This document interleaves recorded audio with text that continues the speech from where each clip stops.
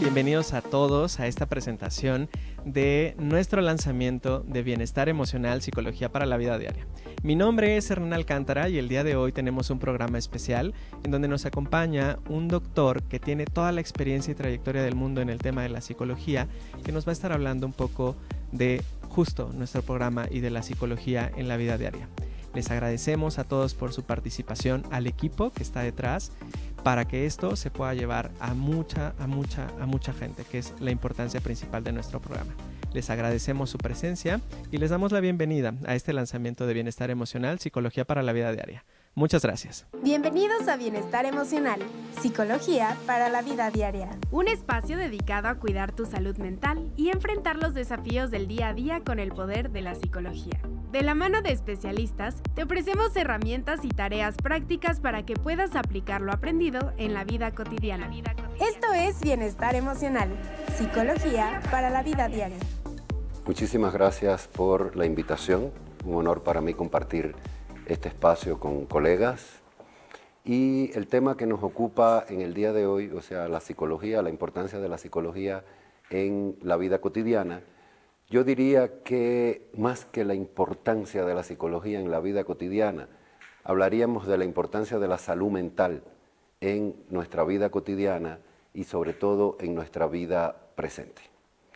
Salud mental afortunadamente ha ido ganando relevancia cada vez más, no solo en los contextos académicos y científicos, sino también a nivel de la población. Y esa es una meta, o sea, que la población cada vez se interese más y conozca más sobre estos complejos temas de la salud mental.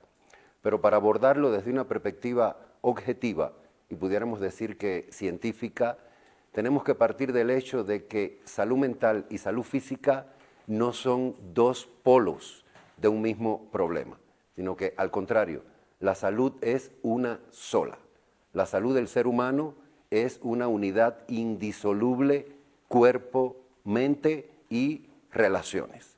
Solo desde una perspectiva académica, didáctica, como que las consideramos como dos dimensiones, porque realmente se comportan, pudiéramos decir, con ciertas diferencias. Por tanto, en el contexto académico hablamos de una salud física y de una salud mental, pero realmente es un solo proceso. Hay que desestructurar muchos criterios, pudiéramos decir que negativos, en cuanto a salud mental, porque todavía existe en muchas personas el criterio de que salud mental es ausencia de enfermedad. Esto diríamos que es como una definición en negativo, que no nos ayuda mucho, cuando realmente salud mental no la podemos valorar por ausencia, tenemos que valorarla por presencia de algo, y ese algo que necesitamos para de verdad gozar de salud mental se llama bienestar. El hecho no está en que no tengamos un diagnóstico, en que no aparezcamos reflejados en el DSM o en que pudiéramos decir yo no tengo síntomas, tengo salud mental. No. Para que haya salud mental no solo tiene que haber ausencia de enfermedad, sino que debe haber presencia de bienestar, presencia de un disfrute de nuestra vida cotidiana. Y ese disfrute de la vida cotidiana, esa visión de la vida cotidiana como un reto positivo, no como un reto que me invalida o que me anula, sino como un reto que me estimula para crecer cada día más, tanto en el plano personal como laboral, profesional, familiar, etcétera, o sea, en todos los contextos de la vida del ser humano.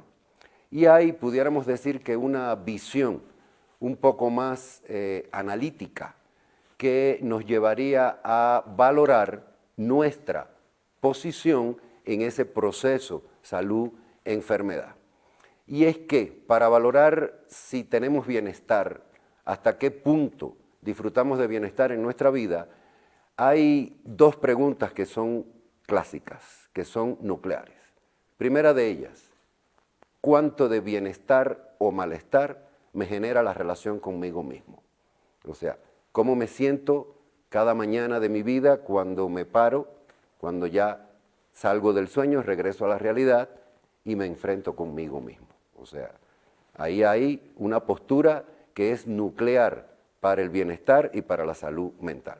O sea, qué bueno sería, buenos días, otra vez estoy aquí encontrándome conmigo mismo. O se imaginan ustedes cómo sería aquello de otra vez tú, ¿no? Entonces, ahí hay un elemento que es clave. ¿Cuánto de bienestar, sin que pretendamos una medida exacta, cuánto de bienestar me genera ser yo? ¿Cuánto de bienestar me genera relacionarme conmigo mismo? ¿Cuánto le aporta a mi autoestima ese reencuentro constante conmigo mismo, con saber quién soy yo, qué hago en la vida, a qué me dedico, cuánto aporto, cuánto disfruto mi vida cotidiana siendo yo? Ese es un elemento clave. Y es tan nuclear que a partir de eso se deriva la otra pregunta. ¿Cuánto bienestar o malestar me genera la relación con los otros?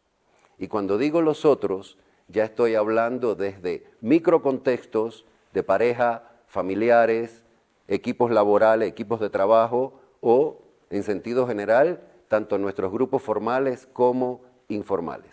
Y pongo esta pregunta en segundo término porque hay por allí un dicho de la sabiduría popular que dice que nos relacionamos con los otros o le damos a los otros lo que somos capaces de darnos o de sentir por nosotros mismos, ¿no? Ese es un elemento importante, o sea, cuán bien me siento conmigo mismo, esto va a influir en cuán bien me siento en la relación con los otros, porque me estoy relacionando con los otros, tengo una selectividad comportamental, por supuesto que no me comporto de igual manera en todos los contextos, pero lo que sí ocurre es que no dejo de ser yo. O sea, me relaciono según normas sociales, según normas grupales, normas laborales, pero sigo siendo yo. Esas son dos preguntas claves. Y no se trata de si tengo o no síntomas, se trata de qué o cuánto de bien me aporta ser yo y relacionarme con las demás personas. Cuando hablamos del yo, por supuesto que debemos tener en cuenta que existen dimensiones del yo, que todos los seres humanos tenemos. Por supuesto que tenemos un yo corporal, o sea, tenemos una existencia objetiva, material, existimos en este cuerpo y con este cuerpo me muevo, con este cuerpo me presento, me doy a los demás y funciono, ¿no? O sea, cuánto de bienestar me genera estar en este cuerpo. Y hago énfasis en esto porque nos puede parecer esta situación un tanto alejada de la clínica o de la psicopatología, pero precisamente la insatisfacción con el cuerpo, la insatisfacción con ese ser corporal es el origen de muchos trastornos que todos conocemos, como son los trastornos de la conducta alimentaria. O sea, cómo me relaciono con este cuerpo, con mi estructura corporal, con mi peso corporal, etc. Pero también hay otras dimensiones del yo. Todos los seres humanos tenemos un yo ideal. O sea, todos hubiéramos querido ser o todos queremos ser de tal manera o funcionar de tal manera. Pero también tenemos un yo real, o sea, lo que somos. Y ahí hay una cuestión que cuando se torna contradictoria puede ser la base de algunas situaciones que atentan contra el bienestar, como es el hecho de la contradicción entre el yo ideal y el yo real. Para tener salud mental o para disfrutar de bienestar no quiere decir que necesariamente de manera exacta tenemos que haber cumplido nuestro ideal al 100. Eso es muy difícil, o sea, no todos los seres humanos logramos ese ideal al 100. Y está bien, la cuestión no está allí, no es una cuestión exacta, la cuestión está en cómo yo afronto esas contradicciones. Ahí precisamente es donde está la cuestión que ya como que divide el camino en dos.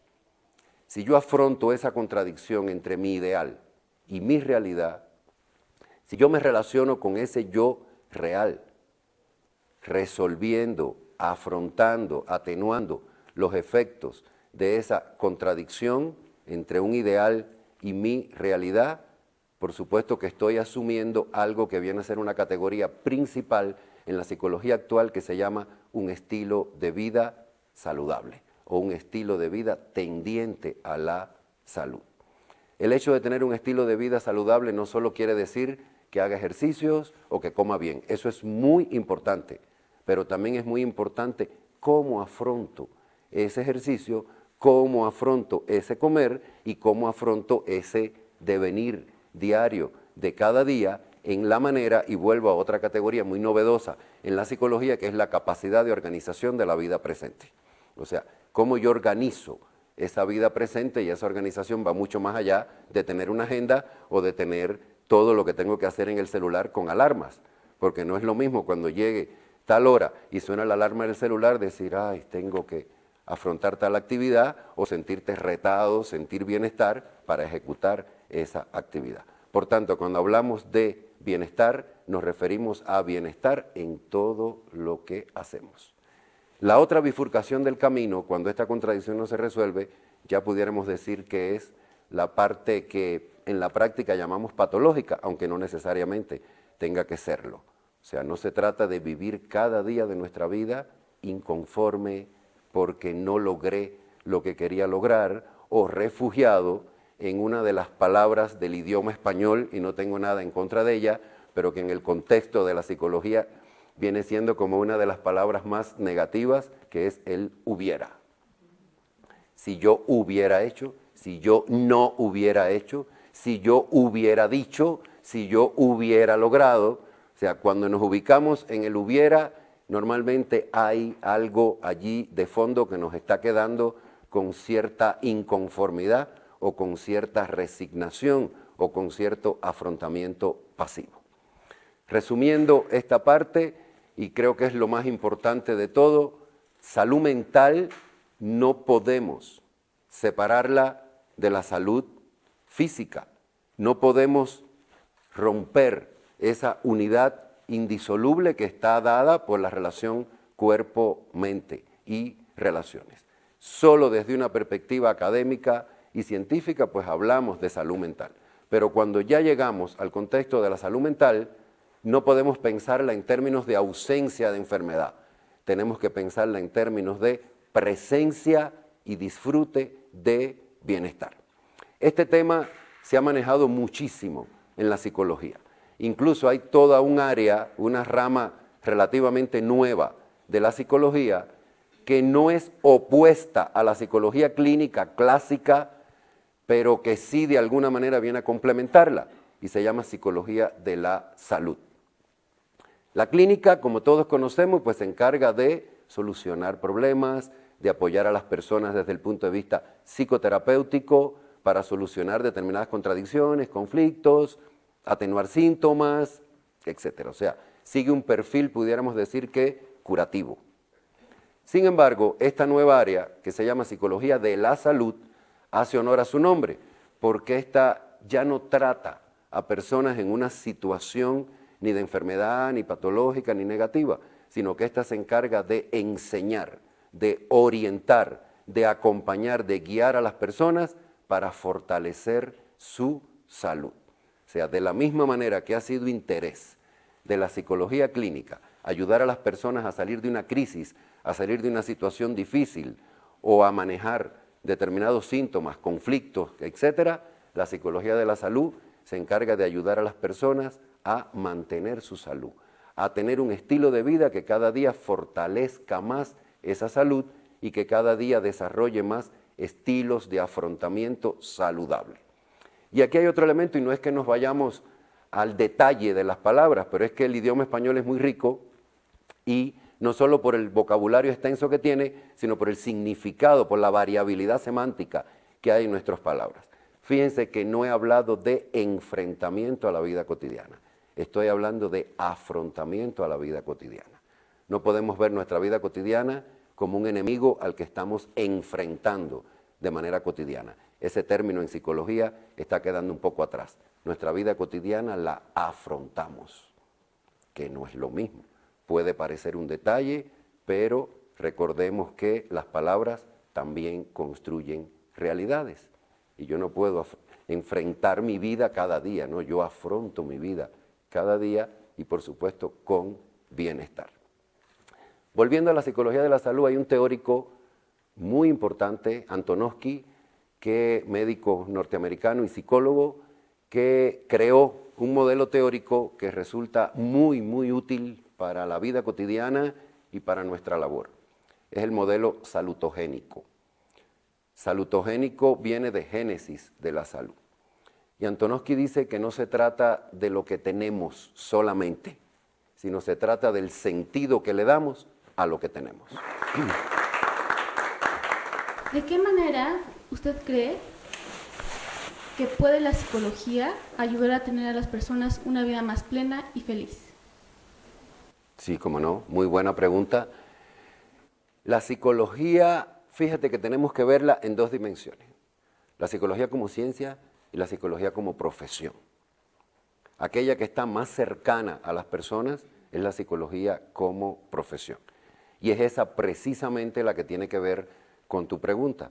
O sea, la psicología debe convertirse, la práctica psicológica debe convertirse en un acompañante de los seres humanos, rompiendo los estereotipos de que al psicólogo solo acude el que necesita terapia o el que tiene un problema mental. Realmente no es así. O sea, los psicólogos estamos para orientar a las personas. La intervención psicológica normalmente está un poco permeada de un criterio muy popular que le llamamos psicoterapia. Realmente los psicólogos no solo hacemos psicoterapia. Hay otras formas de intervenir profesionalmente que sigue cumpliendo los patrones éticos y de la relación profesional. O sea, toda intervención psicológica es, y creo que esto lo define todo, es una relación profesional de ayuda personal. O sea que nos relacionamos con las personas desde una perspectiva profesional, mediado por un código de ética, mediado por toda una serie de herramientas que estudiamos y que aprendemos, pero cuyo objetivo es ayudar a la persona. Pero ayudar a la persona no solo implica eliminar síntomas, sino también implica enseñar, demostrar, acompañar a la persona a vivir de una manera saludable. Incluso se puede vivir de una manera saludable, o pudiéramos decir, se puede disfrutar de bienestar, y esto nos parece una contradicción, aún en situaciones de enfermedad.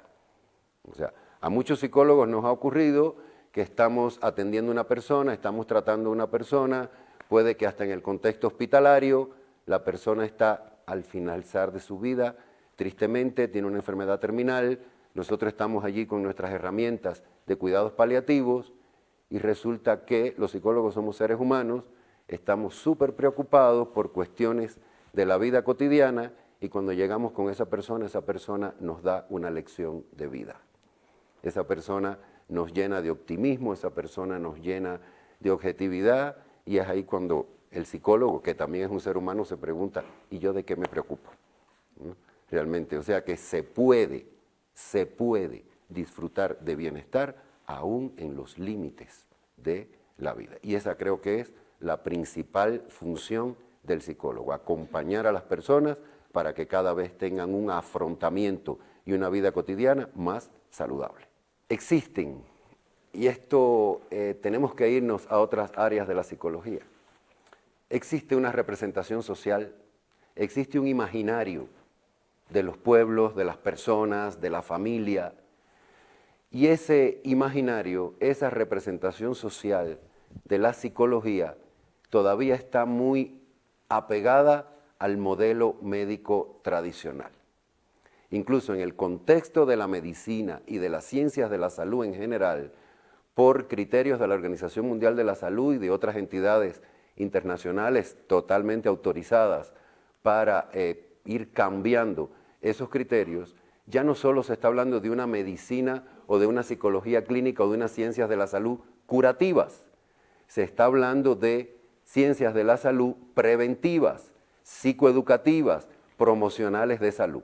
Sin embargo, los cambios teóricos, los modelos teóricos pueden ocurrir, pero los cambios a nivel del imaginario poblacional, los cambios a nivel de la subjetividad social demoran un poquito más. Entonces, todavía existen en muchos sectores poblacionales, afortunadamente no en todos, aquello de que al psicólogo solo va quien tiene problemas, o al psicólogo solo va quien está enfermo o quien necesita terapia, cuando realmente no es así. Y vuelvo a la pregunta de la colega, la única manera de intervenir con las personas que tenemos los psicólogos no es la terapia. Existe la orientación psicológica, existe la educación para la salud, existe la prevención, la promoción de salud, la psicoeducación. O sea que hay muchas maneras de un psicólogo interactuar con las personas, incluso a nivel individual, a nivel grupal, a nivel familiar e incluso hasta a nivel comunitario, que es uno de los últimos ámbitos de intervención que nos lo está dibujando y pautando la psicología social comunitaria.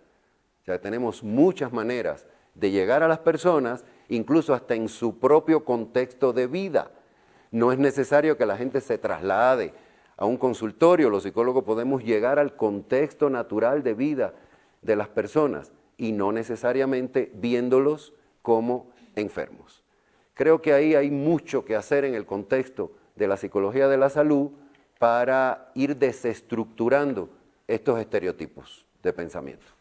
Doctor, mi pregunta sería la siguiente. Muchas veces conocemos a personas que están viviendo por alguna situación complicada y consideramos que sería una muy buena idea que pudieran comenzar con algún proceso. ¿Usted qué nos puede sugerir para brindarles esta forma de aproximarse sin que ellos se sientan mal o que les cause alguna inseguridad? Buen punto. Hay momentos de la vida en cualquier persona, y a todos nos ha ocurrido, porque repito, los psicólogos somos seres humanos, en que estamos en una situación o de conflicto o de una contradicción. A mí me gusta mucho tratar siempre en mi docencia los modelos de conflicto, ¿no? O sea, podemos estar en un conflicto atrapados entre dos situaciones que nos atraen por igual, pero hay que solucionarla, o en dos situaciones que rechazamos por igual, o en una que es ambivalente, ¿no? Cada parte de la situación es atractiva y rechazante al mismo tiempo, o no sabemos cómo afrontar una crisis de la vida cotidiana. Existen las crisis del desarrollo, existen las crisis de la familia, del ciclo vital de la familia, sin necesidad que eso sea patológico. Entonces, las personas en esos momentos de la vida no están enfermos. En esos momentos de la vida no necesariamente tiene que haber síntomas. En esos momentos de la vida no tenemos por qué seguir como que negativizando al estrés. Al contrario, el estrés nos mantiene vivo. Existe un estrés que hemos llamado como positivo y que es un reto, o sea, es aquel que te dice, tengo que presentar la tesis o tengo que afrontar tal situación de la vida, pero lo quiero hacer, ¿no? En esos momentos, por supuesto que es muy útil acercarse a un profesional que no es que tenga más experiencia que tú, ni que sea mejor que tú, ni que sepa cómo vivir la vida, ni que tenga la llave de cómo resolver todos tus problemas. Simplemente es una relación profesional que se establece en la cual estás escuchando tu situación en voz de otra persona. Estás escuchando cómo esa otra persona refleja, te devuelve lo que tú consideras, y estoy entrecomillando, tu problema. Y la función ahí es una guía para la acción, es una guía de pensamiento, es un acompañamiento, es un diálogo, es un debatir algo sin necesidad de llegar al contexto de la enfermedad y sin necesidad de llegar al contexto de la terapia. La terapia no puede ser obligada, la terapia es algo, es una decisión de la persona porque quiere modificar algo, porque quiere cambiar algo. Pero hay veces que no es necesario cambiar nada, pero sí es necesario escuchar el punto de vista de otra persona. Yo sí creo que tenemos mucho, y repito, que trabajar en el contexto de la psicología para desestructurar todo esto. O sea, te acercas a un psicólogo cuando tienes una crisis de la vida cotidiana, el nacimiento del primer hijo, la formación de una pareja, cualquiera de las situaciones, o sea, la crisis de los 3 años en el niño, ¿cómo la afronto? ¿Por qué no? Todo eso forma parte de educación para la vida y no necesariamente de terapia. Pero sí tenemos que trabajar los propios psicólogos para ir educando a la población en ese sentido, que se pueden acercar a nosotros sin necesidad de que sea señalado por eso, ni que haya un estereotipo, ni nada por el estilo. Ese prejuicio está en la población, ¿no? O sea, aquello de, hay hasta un libro por allí que dice, mi psicólogo soy yo. No, no es cierto. No es cierto, los seres humanos somos seres sociales, literalmente. nos hacemos nosotros a través de los otros. Y esto no es algo que digo yo, lo dijo Vygotsky, uno de los gigantes de la psicología. O sea, yo soy yo a través de los otros.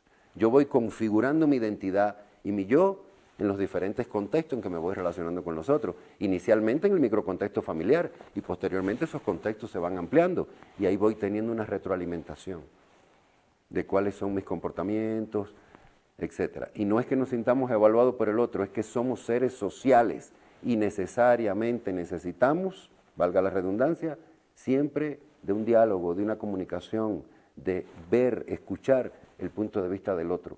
Por eso existe la empatía. Somos seres empáticos, o sea, ¿qué haría yo en tu lugar? ¿O qué harías tú en mi lugar? No te estoy dictando la conducta, pero sí estás escuchando otro punto de vista. Muchas gracias por todo lo que nos ha compartido. Mi pregunta es, siempre estamos hablando de lo importante que es cuidar nuestro cuerpo para estar saludables. ¿Por qué es igual o igual de importante cuidar nuestra salud mental? Muy buena pregunta. Habíamos dicho al inicio que la salud es una sola. Por supuesto que si yo estoy cuidando mi cuerpo, porque es mi templo, es donde vivo, es lo que soy, es mi existencia objetiva. Por supuesto que es muy importante cuidar ese cuerpo en términos de ejercicio físico, una alimentación adecuada, higiene, aseo, o sea, todo lo que podemos hacer para cuidar nuestro cuerpo.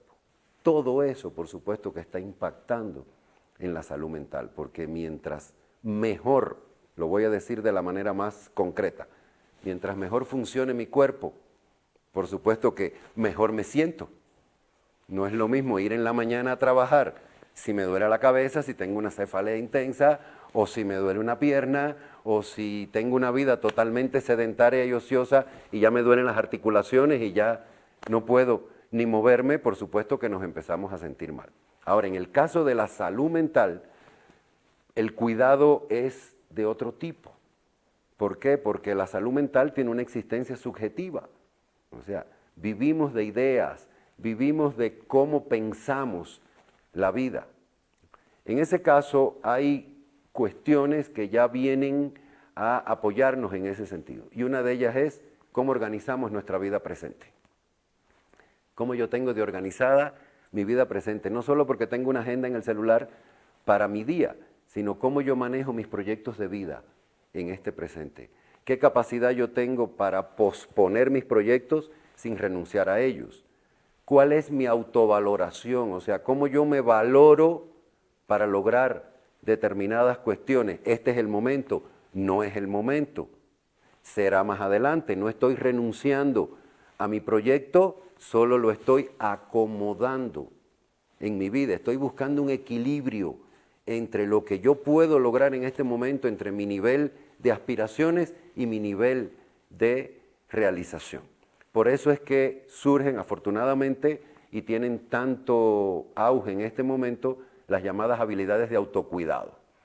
Y esas habilidades de autocuidado no solo vienen a decirnos si debemos comer de esta manera o de la otra, y si debemos hacer ejercicio o no, o acudir al médico cada tal tiempo, hacerte tal prueba, si ya tienes tal edad, o visitar al odontólogo cada 6 meses, etc. No, las habilidades de autocuidado también tienen que ver con esto, organización de la vida, valoración constante de cuánto disfrute o no me están generando mis actividades, cuán en reto me siento con mi vida cotidiana, o sea, qué me falta para lograr resolver tal situación.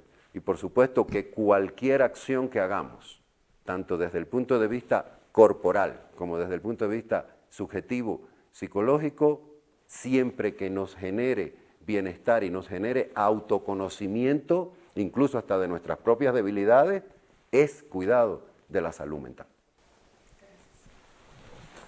Doctor, muchas gracias por todo lo que nos ha enseñado. A mí me parece muy valioso lo que nos platicaba sobre psicología de la salud. Y escuché hace un momento que ya nos hablaba de ciertos mitos o prejuicios que la gente tiene para no pedir ayuda psicológica. Pero hablando de esos mitos, ¿qué considera usted desde su perspectiva profesional que hace que las personas no quieran finalizar un proceso? ¿Finalizar un proceso terapéutico o iniciarlo? o sea, una vez que se inicia, ¿por qué la gente ya no regresa a sesiones? Ahí hay muchas cuestiones.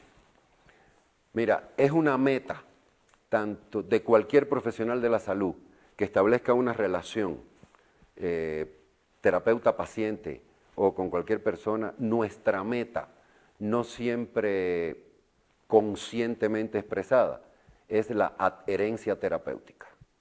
O sea, lo que nosotros buscamos es que la persona se adhiera al tratamiento. Adherirse a un tratamiento no implica solo cumplirlo. O sea, yo puedo ir a todas las consultas, tú eres mi terapeuta, yo voy cada semana, llego puntualmente, pero no hago nada de lo que tú me dices. Bien, yo estoy cumpliendo con el horario. Yo no estoy adherido al tratamiento porque no estoy motivado con ese tratamiento. Ahora, ¿por qué la gente no se motiva con un tratamiento? ¿Por qué lo abandonan? Y yo siempre le digo a todos mis colegas y sobre todo a mis alumnos que no podemos implicar el ego profesional en esa situación, porque como bien decía hace unos minutos, la terapia no puede ser obligada. Y cuando una persona toma conciencia de que necesita un proceso terapéutico, es porque está consciente de su necesidad de modificar aspectos de su vida. Pero no siempre las personas tienen plena conciencia de esto y no siempre tienen la motivación, el deseo o la fuerza para afrontar sus propios problemas, traumas, debilidades, etc. Entonces, ahí hay un elemento clave en el cual las personas pueden abandonar un proceso y hay un elemento muy importante que deberíamos considerar todos los terapeutas o todos los que hacemos intervención psicológica, pero me ubico en los terapeutas porque me hago idea por tu pregunta que vas más por la parte terapéutica, ¿no es así? Y es siempre dialogar con nuestro paciente acerca de cuáles son sus expectativas en esta terapia. O sea, ¿qué tú esperas de esta terapia? Porque no somos magos. Yo no puedo cambiar tu pasado, yo no puedo cambiar tu vida completa. Yo lo que puedo es ayudarte a pensar, ir tocando determinados puntos para guiar tu pensamiento, tu comportamiento, para reacomodar en tu mente etapas difíciles de la vida, traumas, etc. Pero hay muchas razones. Una de ellas, la persona, sus expectativas eran otras. La persona quizás buscaba en la terapia otra cosa. Número 2, quizás no tuvo la fuerza suficiente o la conciencia plena como para afrontar el problema y por este momento decidió abandonar el proceso o simplemente no pudo continuar porque ya la terapia, y yo siempre le digo a mis alumnos de trastorno de la personalidad, las personas te ponen límites. O sea, una persona puede llegar a ti por un síntoma, ¿no? Tú trabajas el síntoma, pero necesitas desde tu mentalidad causal como terapeuta, etiológica, ir más allá, irte a la personalidad o irte al pasado o irte a otras esferas de la vida. Y es ahí donde no siempre las personas tienen la apertura suficiente y aparecen los llamados frenos o barreras de la terapia. Pero bueno, afortunadamente creo que cada vez ocurre un poquito menos, ¿no? Y la gente está afrontando mucho más sus procesos. Hay un elemento muy terapéutico, no necesariamente tiene que ser un síntoma, que le llamamos estrechamiento de conciencia. O sea, hay veces que la persona está tan imbuida del problema, tan metida en el problema, no ha escuchado otro punto de vista y es como si solo afrontara la realidad por una ventanita, ¿no? O sea, le llamamos catatimia, estrechamiento de conciencia. La persona no puede ir más allá, entonces cualquier situación necesaria en terapia, pues le parece que no. Yo vine aquí a resolver esto y hasta aquí llegamos. Desafortunadamente porque quizás necesite mucho más. Muchas gracias. Doctor Pedro, siempre un gusto escucharle. El gusto es mío. Y un poco reflexionaba que siempre es mucho más claro que cuando hay que atender un tema de salud física, pues no sé, si te duele el hígado, pues vas con un especialista, un médico especialista, pero en temas de salud mental, creo que hoy por hoy hay tantas opciones que no solo vienen de psicólogos, ¿no? Podemos tener acceso a muchas personas que hablan de salud mental y de, pues sí, mejoran el desarrollo de la vida, pero ¿cómo poder hacer estas elecciones, ¿no? O sea, ¿qué es lo que el psicólogo nos va a aportar o en qué se diferencia de otros tipos de atención, ¿no? Porque me parece que la línea no es tan clara al ser un tema tan subjetivo. Sí, ahí hay una situación que incluso desde el punto de vista profesional y hasta desde el punto de vista científico, en muchas sociedades, no se trata solo de acá donde estamos, de México, esto como que empezó a irse de las manos, porque hay muchas visiones. Hay visiones muy mitológicas, hay visiones muy, pudiéramos decir que centradas en otras cuestiones, y que si la energía, y que si el incienso, o sea, hay muchas cuestiones de eso. El coaching, y no tengo nada en contra de nada, pero nosotros tenemos que salvaguardar nuestra integridad terapéutica. Ahí hay un primer aspecto muy importante, que no depende solo de nosotros, depende de la sociedad. Y es que la práctica psicológica tiene que ser una práctica regulada. Una práctica regulada por un código de ética, literalmente.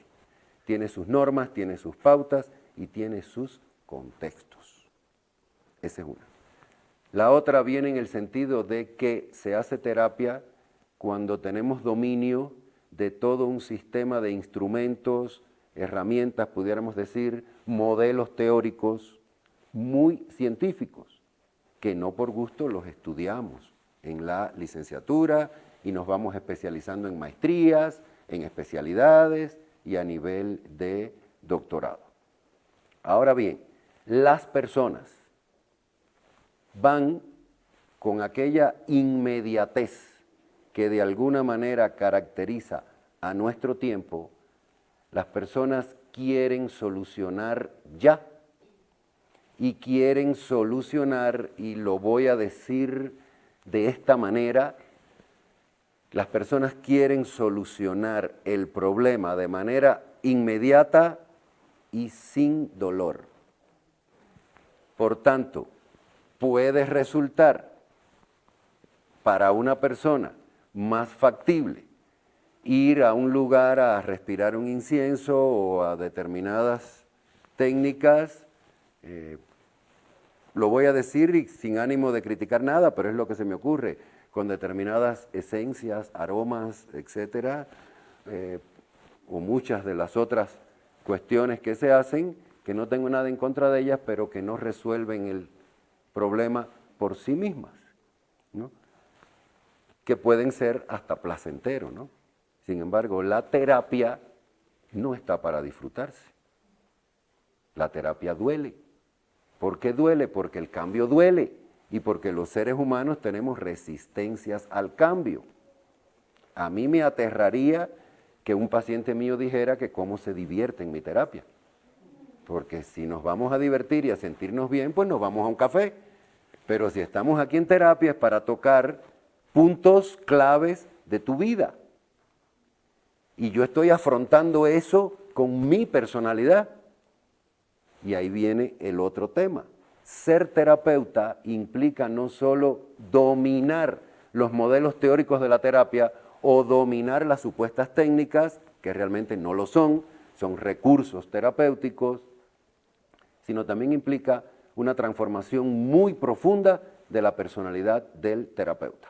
Por eso es tan importante la supervisión terapéutica, que no es terapia al terapeuta, es supervisión de sus sesiones, pero también de la manera en que con mi personalidad yo afronto las situaciones de los pacientes, porque los psicólogos no tenemos otra herramienta que no sea nuestra personalidad. O sea, nosotros no vamos a una sesión de terapia ni con un bisturí para abrir y sacar algo, nosotros no vamos con un equipo de rayos X o de cualquier técnicas de imagen. Nosotros simplemente vamos allí con nuestra personalidad.